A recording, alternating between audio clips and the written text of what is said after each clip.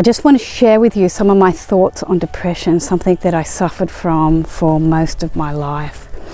I was never completely disabled by it, but I'd be like this. I'd be in and out of it, pretty much my whole life until only a few years ago, really.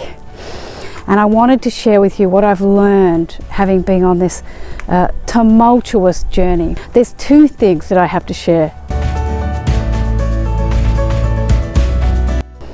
The first is about my critical voice. I had such a nasty, heavy critical voice that whenever I made a mistake or I got too big for my boots, then this critical voice would come in and tell me that I was stupid, that I was dumb, that I was not good enough. And it was vicious. And it kept me so small. That critical voice's job is actually to keep you small, because if you are small, then you are not noticed by the predators, the big predators, so that you can't be eaten up. So our critical voice actually has a positive intention. The intention is to keep us safe, but it does more than that. It keeps us feeling sad and small.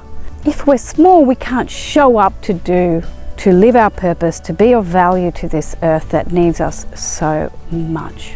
I just want to share with you what I have done over the last few years, and that really is to retrain my critical voice. It is allowed to speak to me with its teachings, but it is not allowed to disrespect me. It must speak to me in a constructive way. And if it does come in with a harsh criticism, then there's another part of me that I've developed, more like a mother that comes in and says, you are okay. Do not beat yourself up. It was a small mistake. There was no bad intent. Because I wasn't meant to be small. You weren't meant to be small. What I'd like you to do is just listen to that part of you that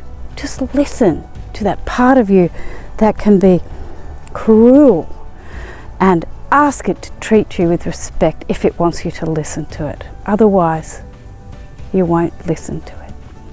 It sounds pretty simple, and it is. It really is that simple, because you are important.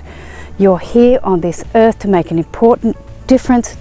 You, with your personality, just the way you are now. Therefore, now that you know that you're important, then you must retrain your critical voice so that it doesn't disable you and keep you small. You need to practice, practice, practice, practice, practice. That's what I have done. And I am no longer depressed. And I can't imagine there'd be a time in my life where I would be depressed.